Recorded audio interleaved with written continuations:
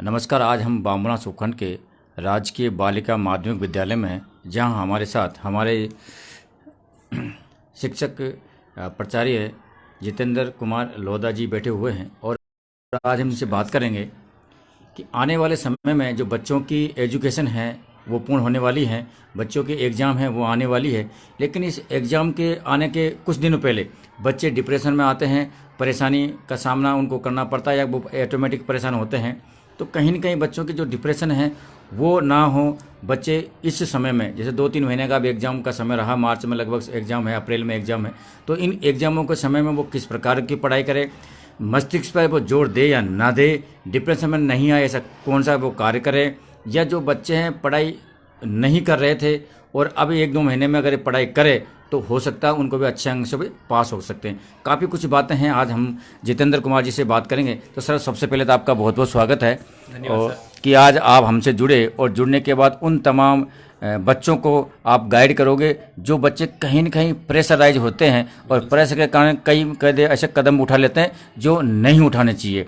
तो मैं सीधा सवाल ये पूछूंगा कि आने वाले मार्च से परीक्षा एग्जाम में चालू हो जाएगी, बोर्ड की परीक्षाएं। बिल्कुल सर, लेकिन 24 मार्च से एग्जाम है। तो अभी क्या है कि जो बच्चे हैं एग्जाम को लेके एक डिप्रेशन सा उनके दिमाग में रहता है, एक बाहर सा रहता है, तो वो बाहर बच्चों को नहीं रखना चाहिए या रखना चाहिए, और नहीं रखना चाहिए तो उसका जो सोल्यूशन है वो क्या है, आप तो बोल दो। धन्यवाद सर। मैं जितेंद्र कुमार लोधा, राजकीय बालिका माध्यमिक विद्यालय पिपलाई, प्रधान अध्यापक। देखो सर ने एक बहुत बढ़िया बात कही कि बच्चों के अंतर्गत जैसे जैसे परीक्षा नज़दीक आती जाती है बच्चों के अंतर्गत डिप्रेशन आता जाता है। जी सर, बिल्कुल, और आना स्वाभाविक भी है, क्योंकि एक तरह से हमारे समाज के अंतर्गत ये बढ़ा माना गया है या बच्चों के ऊपर एक तरह से प्रेशर डाला गया है कि बिना मार्क्स के बच्चा एक तरह से कमजोर मान लिया जाता है, क्योंकि मार्क्स के अंतर्गत ही बच्चे की तुलना की जाती है। अगर दो बच्चों के अंतर्गत अगर तुलना करते हैं तो सिर्फ मार्क्स से कर देते हैं अपन, वो भी कारण है। और दूसरा, अभी बोर्ड परीक्षा का आपने जिक्र किया कि बोर्ड परीक्षा आने वाली, तो स्ट्रेस होना स्वाभाविक भी है। देखो, स्ट्रेस अगर हम पॉजिटिव वे में ले तो वो एक हमारे लिए एक प्रेरणादायक हो सकता है। अगर नेगेटिव वे में ले तो आपने कई सारी घटनाएं सुनी है, वो हो जाती हैं। पॉजिटिव वे के अंतर्गत अपन देख सकते हैं कि एक तो स्ट्रेस कैसे लें, क्यों लें, ले कि नहीं ले, जो आपने अभी प्रश्न किया था। देखो, सबसे पहले तो हमें पढ़ाई को इस स्तर से और इस प्रकार करनी चाहिए जिससे कि अपने अंदर स्ट्रेस नहीं आए। कई बच्चे ऐसे हैं जो शुरू से पढ़ते रहते हैं और अंत तक आते आते वो लगभग कंटिन्यूस पढ़ते रहते हैं और उनके ऊपर ज़्यादा स्ट्रेस नहीं आता, क्योंकि उन्होंने सुबह शुरू से तैयारी की हुई होती है, इसलिए उनके ऊपर स्ट्रेस नहीं आता। लेकिन कई बच्चे हैं जो अभी पढ़ना प्रारंभ करेंगे क्योंकि परीक्षाएं आ गई नज़दीक, तो मैं उनके लिए कहना चाहूँगा, इट्स नेवर टू लेट। जीवन का कभी भी कोई सा समय शुरू करने के लिए उचित होता है। कोई समय ऐसा नहीं होता जिससे कि हम कह सकते हैं कि ये समय उचित नहीं है। तो पढ़ाई के लिए कोई सा भी समय उचित होता है। पढ़े कैसे, किस प्रकार पढ़ना चाहिए, तो हम कह सकते हैं कि पढ़ाई के लिए सबसे पहले तो हमें 2 चीज़ें हैं जिन्हें हमें नेग्लेक्ट करनी पड़ेगी, जिनके कारण बच्चे का डिस्ट्रैक्शन होता है। तो हम कह सकते हैं कि एक तो हमारा मल्टीमीडिया हुआ प्लेटफॉर्म, इसको बिल्कुल हमें त्यागना पड़ेगा। बच्चे जो भी तैयारी कर रहे हैं बोर्ड परीक्षा के लिए, अगर हमारे पास अब 1-1.5 महीना काफ़ी बचा है, 24 मार्च से परीक्षा है, तो लगभग 1 माह बचा है। तो 1 माह के लिए हम अगर सोशल मीडिया को हम दरकिनार कर दें तो डिस्ट्रैक्शन नहीं होगा। डिस्ट्रैक्शन का मुख्य कारण होता है हमारे बाहरी और अंदरूनी कारण। बाहरी कारण जैसे किसी बातों पर ज़्यादा फोकस कर देना, वो हमारे दिमाग के अंदर स्ट्रेस ला देगा, दिमाग को खिंचाव पैदा कर देगा। तो बाहरी कारण हमें प्राप्त होते हैं सोशल मीडिया से, तो उससे दूरी बना ले। अंदरूनी कारण ये हो सकता है कि अभी तक मैंने कुछ भी पढ़ाई नहीं की है, तो वो भी स्ट्रेस का कारण हो सकता है। तो अगर हम दोनों चीज़ों को दूर कर दें कि नहीं, जो हुआ वो बीत गया, गॉन आर द डेज, निकल गया वो समय, अब हमें आज से तैयारी करें। और जितना एक थोड़ा सा मैं इसमें बीच में रोकना चाहूँगा कि भाई इस प्रकार जरूर कोई सा भी कंसल्ट हो, हमारे टीचर हो, अध्यापक हो, जिससे भी जाके एक बार जरूर संपर्क करें कि हमारे लिए महत्वपूर्ण टॉपिक कौन कौन से हैं। उन महत्वपूर्ण टॉपिकों पे निशान लगा लें या चिन्हित कर लें, उसके बाद ही उन पर हम फोकस करें, क्योंकि समय हमारे पास बहुत कम है। उन टॉपिक्स पर अगर हम फोकस करेंगे, उनके बारे में पढ़ेंगे, तो हो सकता है हमारे बहुत अच्छे मार्क्स प्राप्त हों। कभी क्या आज के जो टीचर्स हैं वो क्या करते हैं कि अपने बच्चों की, देखो माँ बाप के बाद में एक टीचर ऐसा है जो बच्चे की भलाई सोचता है, बच्चे की उन्नति चाहता है। हालांकि मुझे लगता नहीं इस दुनिया में कोई और हो टीचर और माँ बाप के अलावा। तो टीचर ये कहता है कि अगर आपकी महीने 2 महीने की एग्जाम रह गई है तो वो कुछ ऐसे पॉइंट्स बता देता कि आप इन पॉइंट्स को पढ़ के भी आप पास हो सकते हो। लेकिन दूसरी बात, कहीं ना कहीं जो गार्जियंस होते हैं वो भी बच्चे में डिफरेंस लाने की पूरी पूरी कोशिश करते हैं। जैसे अभी एग्जाम आ रही है, मार्च में एग्जाम आ रही है, तो बच्चा कहते हैं तू पढ़, तेरी एग्जाम आ रही है, तू पढ़, तेरी एग्जाम आ रही है, तो कहीं ना कहीं बच्चा उसमें भी डिफरेंस आ जाता है। तो माँ बाप को ऐसा करना चाहिए और नहीं करना चाहिए? बेशक सर, माँ बाप को कहने का हक है और कहते भी हैं, सब अपने बच्चों की भलाई के लिए कहते हैं। लेकिन मैं उनके लिए कहना चाहूँगा, परीक्षा जीवन नहीं है, जीवन का एक हिस्सा है। नहीं सर, वो आप बिल्कुल सही, नहीं कहने का तरीका नहीं है माँ बाप के। माँ बाप का कुछ ऐसा डिफरेंट नहीं, तेरे को पढ़ाई नहीं करी, पास होना, अच्छे नंबर से होना, वो गाली गलौज भी कर देते हैं, तो क्या बच्चे में थोड़ा सा डिप्रेशन हो जाता है। हाँ सर, इसके लिए जब भी आपने एक बार एक अपने एक्टर हैं अक्षय कुमार, शायद आपने उसका शो नहीं देखा, उसके अंतर्गत बताया गया था, उन्होंने कहा था, एक बहुत बड़ी बात की थी कि जब मैं पहली बार फेल हुआ तब मैं सोच कर जा रहा था रिजल्ट लेकर के मेरे पिताजी मुझे बहुत मारेंगे आज। और मैं घर जाने के लिए जैसे ही पहुंच रहा था तो मेरे पिताजी ने बैठकर शांत, उनकी तरह, जैसे अब अक्षय कुमार के मैं उदाहरण दे रहा हूँ, उनके पिता की तरह हर पिता को होना चाहिए, उन्होंने बिठाकर पूछा कि बेटा क्या करना है, क्या है तुम्हारी हॉबी, तुम कहाँ जाना चाहते हो, ये मुझे बता दो आज, क्योंकि फेल हो गए हो, मुझे पता है कमी रह गई है, उनकी नहीं हमारी भी कमी है। तो उन्होंने ये पूछा था, इस कारण से फिर आपको पता हो तो वो आज हमारे सामने है वो सर प्लेटफॉर्म पे। आपने ये कर, मुझे याद हुआ है कि जब मैं कक्षा 6 में था, मैं खुद कक्षा 6 में था, तो मैं दर्शकों को बता देना चाह रहा हूँ कि टीचर क्या करवा सकता है, या आप आकलन नहीं लगा सकते, आप अंदाजा नहीं लगा सकते। जीरो से हीरो बना सकता है एक टीचर, ऐसी प्रवृत्ति होती है टीचर के अंदर। सर मैं 10वीं क्लास, वो सॉरी 6ठी क्लास में था, तो 6ठी क्लास में जब मैं गया एडमिशन करवाने के लिए, और जब मैं पढ़ा तो अर्धवार्षिक में जो मेरे खुद के, मैं बता रहा हूँ आपको रियल, मेरे 0 नंबर आए थे। तो टीचर ने मेरे से कहा, बुलाया कि बेटा तेरे 0 नंबर आए, और 0 नंबर आए, अगर बढ़िया एग्जाम आने वाली है वार्षिक, उसमें अगर बढ़िया नंबर लाएगा तो पास हो जाएगा। और मैं उसमें मैंने पढ़ाई की, जैसे टीचर ने बताया ऐसे मैंने पढ़ा भी, और मैं उस कक्षा 6 में उत्तीर्ण भी हुआ था। तो कहीं न कहीं टीचर का अहम रोल होता है सर। बिल्कुल सर, जैसे आपकी बात से मैं इत्तेफाक रखता हूँ। मैं भी अभी, अब जैसे आपने उदाहरण दिया, मैं देना चाहूँगा कि मैं खुद अंग्रेजी का टीचर रह चुका हूँ, प्रधानाध्यापक बाद में, क्योंकि 5 साल का अनुभव चाहिए होता है।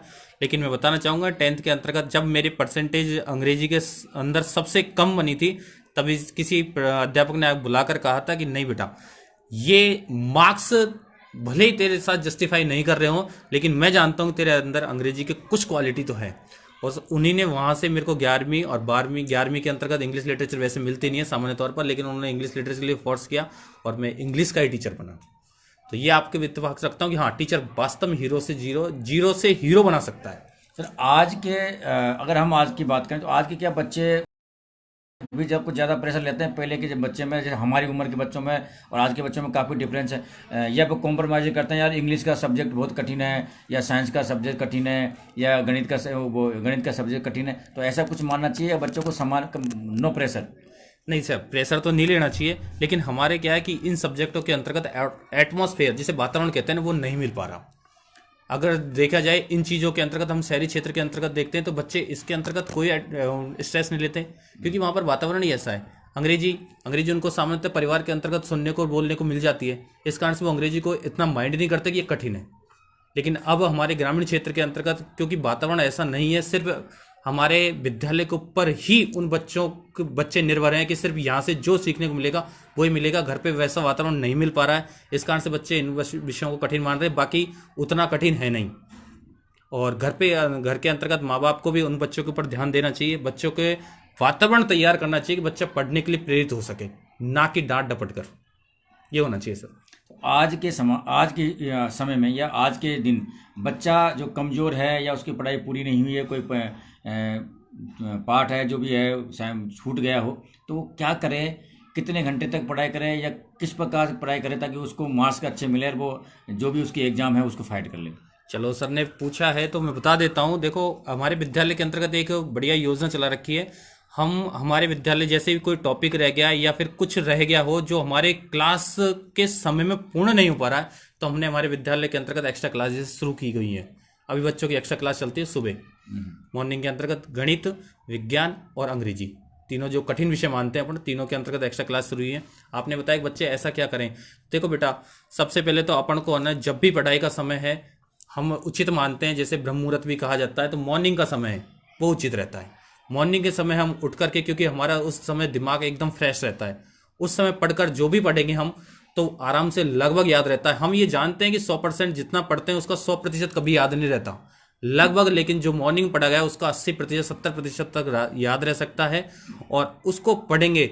उसके साथ में एक और चीज़ हमेशा ये करनी है कि लगभग हमारे पास 1 महीना बच्चा है तो हम कंटिन्यू पढ़ाई कभी नहीं करें, स्मॉल स्मॉल ब्रेक जरूर लें पढ़ाई के अंतर्गत, क्योंकि इससे दिमाग में फ्रेशनेस बनी रहेगी और पढ़ने के अंतर्गत मन भी लगा रहेगा और जो पढ़ेंगे वो उचित ढंग से याद भी रहेगा।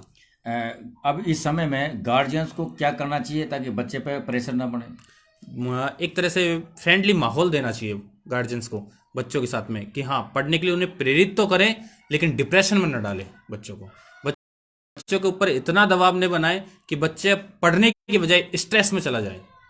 इस प्रकार एक तरह से यूं मान के चलते हैं, मित्रता पूर्वक व्यवहार करना चाहिए।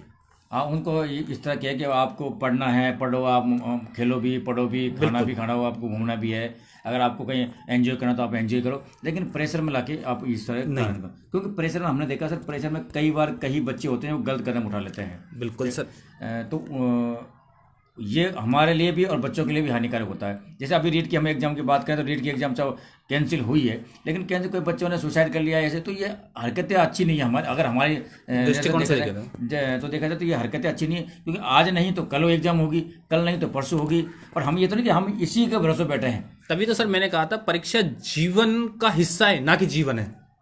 परीक्षा तो एक बार आई है ठीक है, लेकिन हाँ घर वालों की और समाज की एक मान्यता है, परंपरा बनी हुई है कि अगर बच्चा सक्सेस होता है तो फिर उसको सम्मान भी मिलता है। तो घर वाले इसलिए थोड़ा प्रेशराइज कर देते हैं। मेरी तरफ से सभी गार्जियंस को ये कहना है कि थोड़ा सा आप ना धैर्य बनाए रखें। अगर बच्चा पढ़ता है और आपको उसमें विश्वास है और बच्चे को पढ़ाई में विश्वास है तो सफलता जरूर मिलेगी। मैं तो हमारे एक मित्र की बता देता हूं कि मित्र ने लगभग उनके बारे में ऐसा 3-4 पंडितों से मिले, उन सब ने कहा कि ये बच्चा कभी राजयोग नहीं होगा, कभी भी नहीं होगा। हत्था खार कर वो एक बार मैं वो दोनों बैठे हुए थे, उन्होंने कहा कि यार ऐसे ऐसे पंडित बोला। मैंने कहा अगर मेहनत करेगा ना तो मेहनत, प्रकृति मेहनत का कुछ भी नहीं रखती हिस्सा, वो ब्याज समेत वापस जरूर करती है। तो मैंने मेहनत कर, और आज मैं बता देता हूँ स्टैटिकल ऑफिसर है वो। तो बिना प्रेशराइजिंग आपको प्रेशर के लिए है आपको तैयारी करनी है। जो बच्चे जिन्होंने बीच में पढ़ाई नहीं की या शुरुआत में पढ़ाई नहीं की, अगर वो 1-2 महीने, अगर ये महीना 15 दिन जो भी बचा है इसमें अगर कंटिन्यू अच्छे ढंग से मस्तिष्क को ब्रेक मारते हुए अगर वो पढ़ाई करे तो वो अच्छी सफलता ले सकते हैं। बिल्कुल बेटा। दूसरी बात, माँ बाप को भी आपने कहा कि माँ बाप को भी प्रेशराइज नहीं करना चाहिए, एक मित्रता की तरह उनको बोलना चाहिए और कहीं ना कहीं उनका सहयोग भी करना चाहिए कि आप पढ़ाई में आराम से करो, दिक्कतें नहीं आएगी, आपको परेशानी नहीं होगी। तो कहीं ना कहीं बच्चे को एक मोटिवेशन मिलता है, और सबसे बड़ी चीज़ है मोटिवेशन। तो बहुत अच्छी जानकारी दी सर आपने। आखिर में आप उन तमाम एक बात सर मैं पूछा था कि विद्यालय में आप बच्चों को अच्छी तरह टेक्निकल तरह से समझाते हो, उनको बच्चे बताते भी हो सकता है कि वो घर पे जाके फॉलो करे या नहीं करे। तो सर विद्यालय में गार्जियन की जो मीटिंग होती है वो कितनी अहम भूमिका निभाती है? सर वो बहुत महत्वपूर्ण भूमिका निभाती है, क्योंकि विद्यालय के अंतर्गत हमें क्योंकि हमारे पास बच्चा एक लगभग 7 से 8 घंटे रहता है। 7 से 8 घंटे में हम बच्चे हमारे अनुशासन में रहता है, क्या करता है क्या नहीं करता उसकी सारी जानकारी हमें रहती है। लेकिन बच्चा घर जाकर कितनी पढ़ाई करता है क्या नहीं करता, उसकी रुचि किस में, ये सारी जानकारी हमें गार्जियन से मिलती है। और जो हमारे अमावस्या को वैसे मीटिंग रखी जाती है सारी गार्जियंस की और SAMC SDMC की, उस समय हम उनको बुलवाते हैं, गार्जियंस आते हैं, वो अपने बच्चों के बारे में बताते हैं कि सर यहाँ कमी रह गई थी, यहाँ हमें थोड़ा सा वो करना है। तो हम उसके बारे में हम वहाँ पर जो भी कमी रह गई थी उनको पूरा करने का पूरा प्रयास करते हैं। और ये मीटिंग है, वास्तव में आपने सही प्रश्न किया कि मीटिंग कितनी महत्वपूर्ण है। मैं कहता हूँ कि बहुत ज़्यादा, एक विद्यालय के विकास में सबसे ज़्यादा और बच्चे के सर्वांगीण विकास में सबसे ज़्यादा महत्वपूर्ण रोल अदा करती है मीटिंग्स। तो सर आखिरी में आप उन तमाम शिक्षकों को भी क्या कहना चाहोगे, उन जो आज शिक्षा दे रहे हैं बच्चों को, या उन गार्जियन को क्या कहना चाहोगे जो आज बच्चों के गार्जियन है, और उन बच्चों को क्या कहना चाहोगे जिनकी आने वाले समय में एक एग्जाम है? मैं तो सर उन बच्चों से ये बेस्ट ऑफ लक, सबसे पहले तो सभी बच्चों को ये कहना चाहूँगा, और बाकी मन लगाकर तैयारी करें ये, और किसी प्रकार का कोई भी स्ट्रेस ना लें। गार्जियन से कहना चाहूँगा वो अपने बच्चों के साथ मित्रतापूर्वक व्यवहार करें, बच्चों को सहयोगात्मक रवैया अपनाएं। टीचर से कहना चाहूँगा अगर बच्चा किसी प्रकार से कहीं पर भी किसी प्रकार की मदद चाहता है तो आप उसको निश्चिंत और बिना हिचक के मदद करनी चाहिए। अगर पढ़ाई संबंधित कोई मदद मांग रहा है बच्चा तो जरूरी नहीं कि वो हमारे विद्यालय का ही हो, किसी विद्यालय को कहीं का भी हो, अगर मदद की ज़रूरत है तो बेहिचक उन्हें मदद करनी चाहिए। और मैं अपने विद्यालय की तरफ से सभी के दोबारा से कहना चाहूँगा, सभी बच्चों को, गार्जियंस को best of luck for the board exam.